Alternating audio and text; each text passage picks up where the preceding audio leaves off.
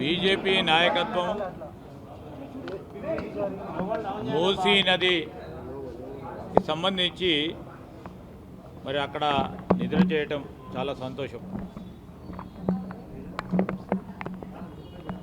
పకడ్బందీగా అరేంజ్మెంట్స్ని ఏర్పాటు చేసుకొని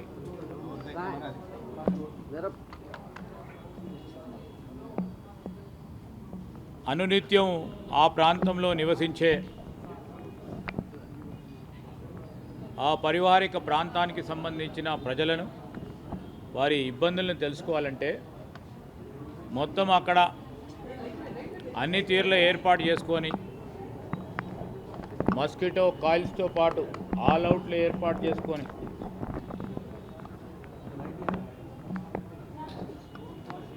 ఇతర సౌకర్యాలను ఏర్పాటు చేసుకొని నిద్ర చేయడం జరిగింది. చాలా సంతోషం. ఇప్పటికైనా ఆ ప్రాంతంలో ఉంటున్న ఆ ప్రాంతవాసుల సమస్య అర్థమై ఉంటుందేమో. ఆ రోజు ముఖ్యమంత్రి గారు కూడా మూసీ నది ప్రక్షాళన చేయాలని, ఆ క్రమంలో అందరూ కూడా ఆ ప్రాంతంలో నివసించే ఆ ప్రాంతవాసుల సమస్య అశుభ్రమైన వాతావరణం, కలుషితమైన నీరు, కలుషితమైన గాలి, వీటి వద్దలో వారు నివసిస్తూ ఉన్నారు. అనునిత్యం విమర్శించే బీజేపీ బీఆర్ఎస్ పార్టీ వారు అక్కడ పోతే అర్థమవుతుందని ఆనాడు వారు చెప్పడం జరిగింది.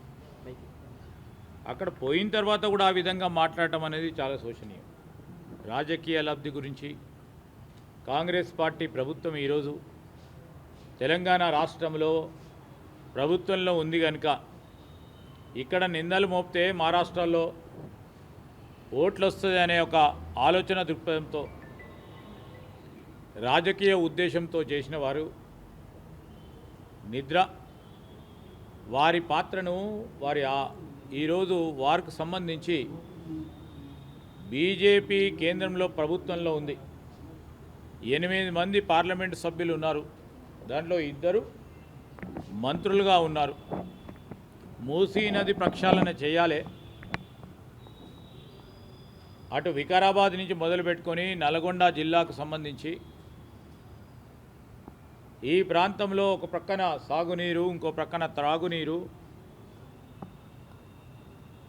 పరిశుభ్రంగా సాగునీటికి అనుగుణంగా ప్రవహించే ఈ నదికి సంబంధించిన అంశాల విషయంలో మా పాత్ర కూడా ఉంటుందని చెప్తే మేము సంతోషించేవారం.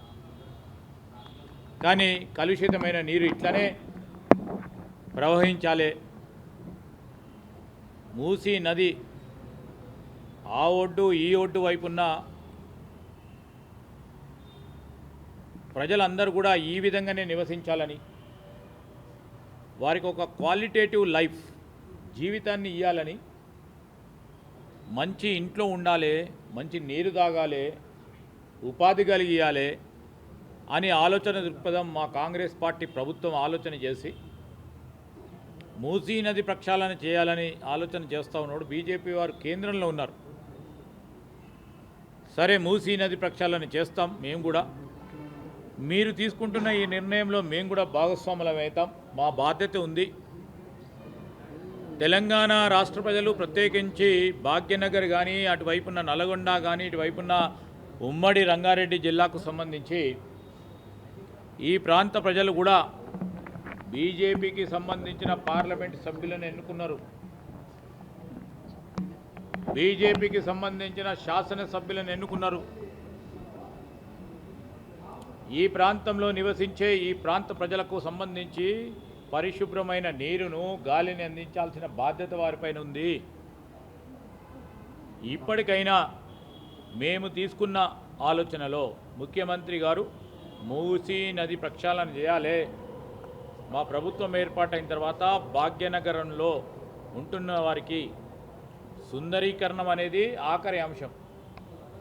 కానీ మెరుగైన జీవనాన్ని ఆ ప్రాంత ప్రజలకు ఇవ్వాలనే ఒక ఆలోచనతోనే చేస్తూ ఉన్న ప్రయత్నానికి మీ సలహాలు ఇవ్వండి, సూచనలు ఇవ్వండి. ఈ విధంగా చేద్దామని ముందుకు రండి. కలిసి చేసే ప్రయత్నంలో ప్రభుత్వం ఒక మంచి ఆలోచన చేస్తున్నప్పుడు రాజకీయ ఉద్దేశంతో చేస్తూ ఉన్న అన్నిటిని కూడా ఖచ్చితంగా ఖండిస్తూ ఉన్నాము.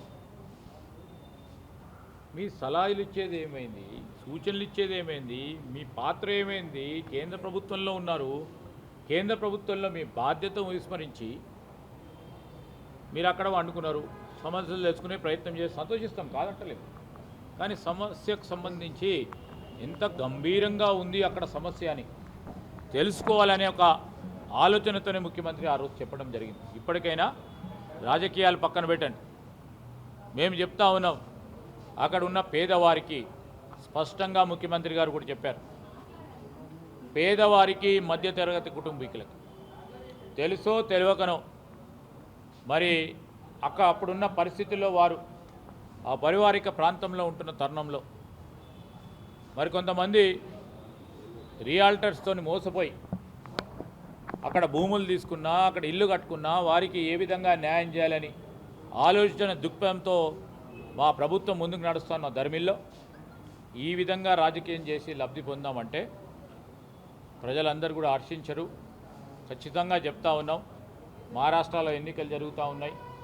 ఎన్నికలు జరుగుతూ ఉన్నప్పుడు ఏ విధంగానైతే మహారాష్ట్రలో పేపర్ అడ్వర్టైజ్మెంట్లు ఇచ్చి కాంగ్రెస్ పార్టీ ప్రభుత్వం తెలంగాణలో, కాంగ్రెస్ పార్టీ ప్రభుత్వం కర్ణాటకలో, కాంగ్రెస్ పార్టీ ప్రభుత్వం హిమాచల్ ప్రదేశ్లో ఆ పరిస్థితులను అక్కడ ఏ విధంగానైతే వారి ప్రణాళికను తీసుకొని సంక్షేమ అభివృద్ధి కార్యక్రమాలు తీసుకున్న తరుణంలో ప్రభుత్వంపై కాంగ్రెస్ పార్టీ మల్లికార్జున్ ఖర్గే గారు, రాహుల్ గాంధీ గారి నాయకత్వంలో ముందుకు నడుస్తూ ఉన్న మా ప్రభుత్వాల పట్ల దుష్ప్రచారం చేసి మహారాష్ట్ర ఎన్నికల్లో ఓట్లు దండుకునే ప్రయత్నం తప్ప తెలంగాణ రాష్ట్ర ప్రజలపై ఏ మాత్రం వారికి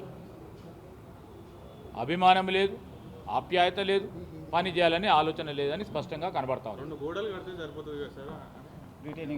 చెప్పండి. అదే ఇప్పుడు మీరు చెప్పకుండా మీరు గోడలు కడతామంటున్నారు. కడదాము. సాంకేతిక పరంగా శాస్త్రీయబద్ధంగా గోడలే కడితే సరిపోతుంది అనుకుంటే ఆ క్రమంలోనే ఈరోజు ఇంకా కూడా డిపిఆర్ ప్రిపేర్ కాబోతా ఉంది. ఇంకా డిపిఆర్ కాల ప్రధానంగా రాబోయే వందలాది సంవత్సరాల కాలయంలో ఈ భాగ్యనగర్ హైదరాబాదులో ఎక్కడ కూడా ఎప్పుడైనా భారీ వర్షాల వల్ల ప్రాణ నష్టం కలగొద్దు, ఆస్తి నష్టం కలగొద్దని ఆలోచన చేసి ఈరోజు చేస్తూ ఉన్న ప్రయత్నానికి మీ దగ్గర పంపిస్తాం. ఈ విధంగా చేయమని చెప్పండి. మేము ఇంజనీర్లం కాదు. సాంకేతిక పరంగా శాస్త్రీయబద్ధంగా ఎక్కడ వెసులుబాటు ఉంటే దాని పరంగా చేసేందుకు మేము వెనుకాడబోం, బేషిజాలకు పోతలేం. మా అంత ప్రయత్నం శుద్ధమైన నీరు, పంటలకు పండించే దానికి నీరు, త్రాగేందుకు నీరు, శుభ్రమైన పరిశుభ్రమైన వాతావరణంలో మంచి గాలిని పీల్చుకోవడానికి హైదరాబాద్ వాసులకు దోహదపడాలని ఒక ప్రధానమైన ఆలోచన మాది. ఇప్పుడు సిద్ధాంతపరంగా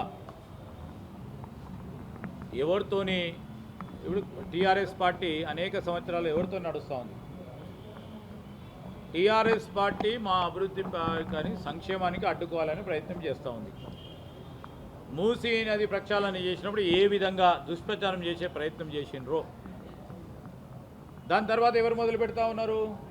బీజేపీ వారు.